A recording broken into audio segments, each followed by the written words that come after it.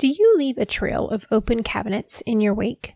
Are you perpetually running 30 or more minutes late? Do you have no idea if you locked the door, turned off the coffee pot, or hair straightener before leaving the house? Are you a hobby hopper, an interrupter, a fidgeter, an obsessive researcher? What do all of these things have in common? Well, ADHD, of course, and they're all part of your executive function. What's that? Well, you're in the right place. Welcome to Motherhood in ADHD. I'm your friend, Patricia Sung. My mission is to be a lighthouse for mothers with ADHD, helping you find your path to success by learning to appreciate your ADHD as an asset. I'm seeking to change the paradigm that ADHD means your life is doomed to be a hot mess. So I'm sharing strategies and encouraging you in your pursuit of happiness to love who you are every day of your ADHD life.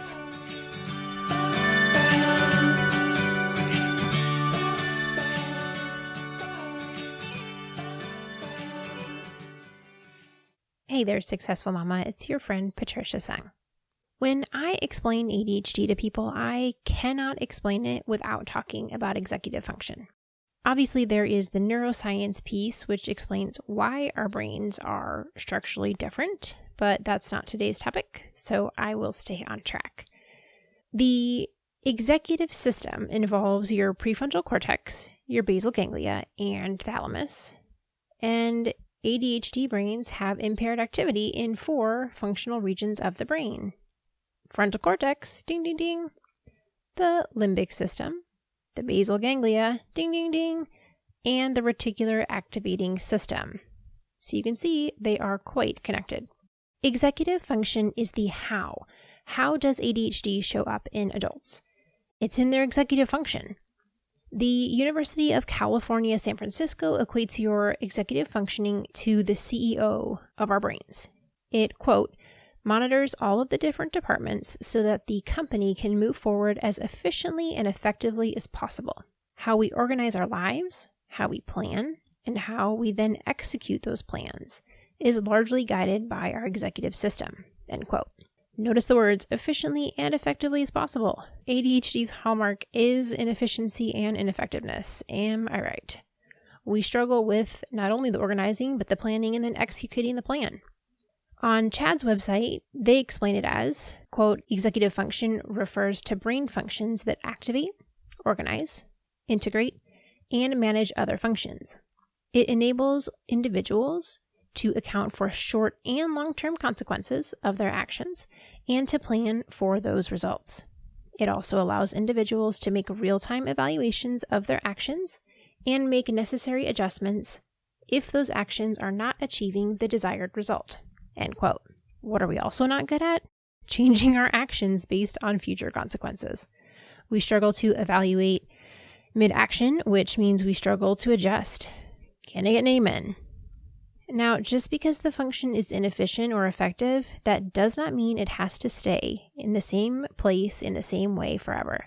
You can improve. It is possible. But again, not today's topic, but I don't want you to be super discouraged in hearing that. I want you to know that we can make changes. But in order to make lasting changes, it is vital to understand the system in which your brain is functioning. ADHD brains are not down for busy work, right?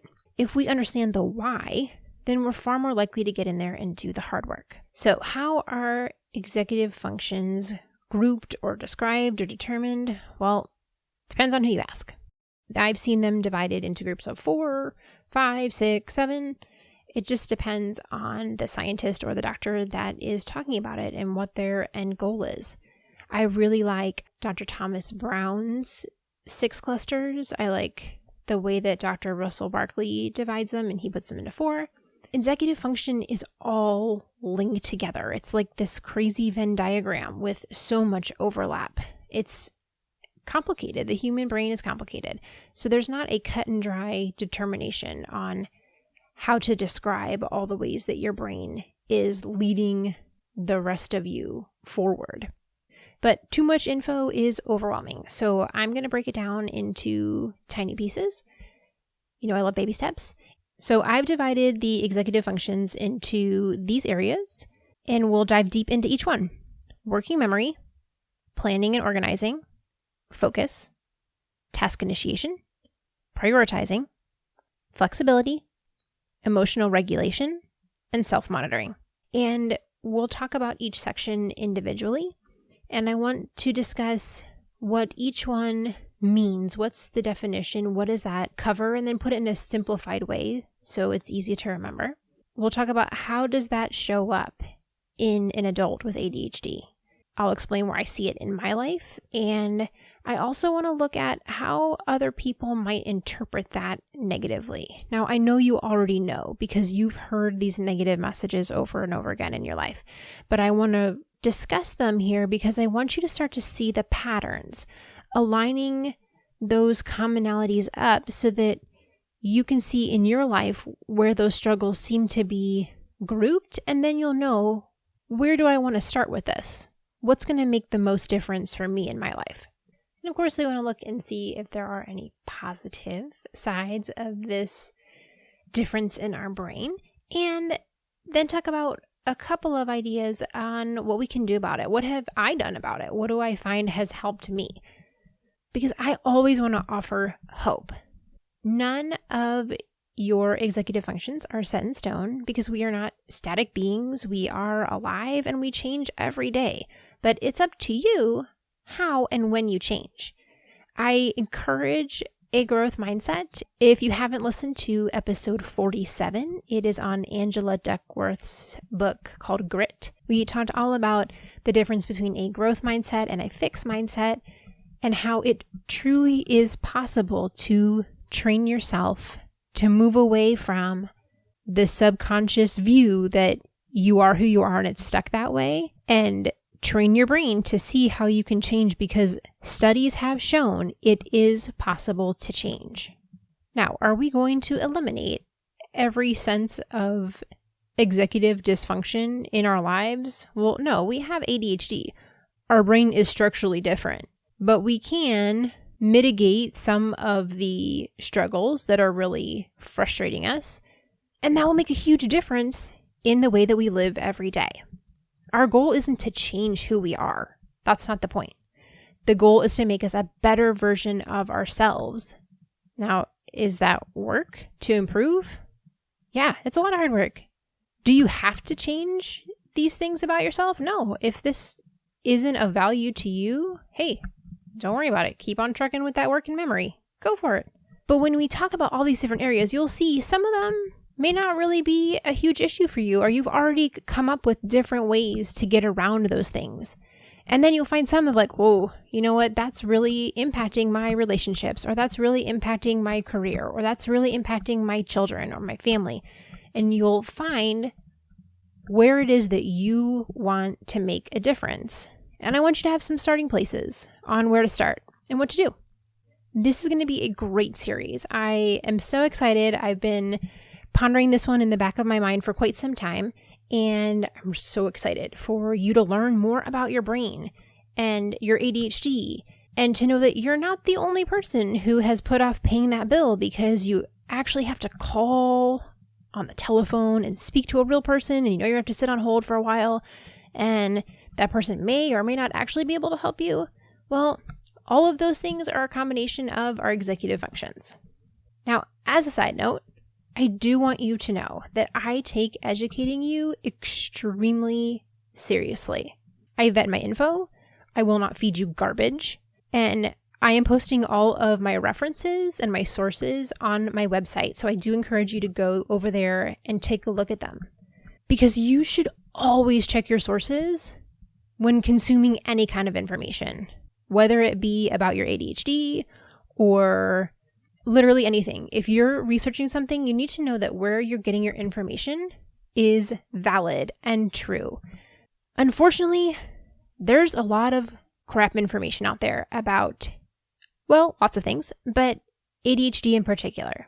I get so frustrated when I'm literally anywhere, social media, Googling, and these ADHD articles will pop up, and you can find an article right now. If you Google searched how ADHD is caused by eating too much sugar, you could find 53 articles where people have said that. And that is not true. Your brain is not structurally different because you had a lot of candy bars. That is not a thing. There are so many people who don't cite their sources, which means they literally can just make stuff up and put it on the internet. Anybody with $10 to buy a domain name can put their opinions on the web. You can put your videos on YouTube for free. You don't even have to have a domain. There are so many people out there putting garbage on the internet. They quote people who have no expertise in the area, or they will quote a study, and then you go look at this quote unquote study and it's like, oh, I know 10 people that tried this vitamin and it made them feel better. That's not a study. Think about when you were like in 3rd grade and you were in science class and you learned about the scientific method. You have to do your hypothesis and your observations and your experiments, and you test certain things and then you modify and then you test again. Like, there is a formula to doing a scientific study. There are number requirements of how many people. You have control groups. So when you see somebody quoting a study, look and see what that study really was. Make sure that it is valid and thorough and truly investigates the information they are purporting. Also, there's a lot of articles out there that will cite their resources, and when you click on it, they cite themselves of some article they wrote a few months ago. Like, what? You can't cite yourself? That's not a thing. But you know what? There are a lot of crazy people out there, and anybody can put a video on YouTube. So, all that to say, please vet your information when you are learning about ADHD. Make sure that it is good stuff. And my promise to you is that I will put those resources on my website so you can go and look at them and you can see for yourself whether or not you think I am a kookster trying to tell you that the moon is made of cheese, or if you feel like, hey, I can trust Patricia because I can see where she got this information. It is thorough and valid and quality, so I can trust her, which I hope you will do. Please go over to my website, motherhoodinadhd.com. And of course, please subscribe to the podcast. Not only does it just show up on your phone that way and you can listen whenever the episode arrives, but it's a great way to move the podcast up in the search results so that more mamas can hear the encouraging words and feel like they are not alone. So join me next week where we dive into executive functioning. I will talk to you then, successful mama. Thank you for listening to Motherhood in ADHD. For more resources, head over to our website, www.motherhoodinadhd.com.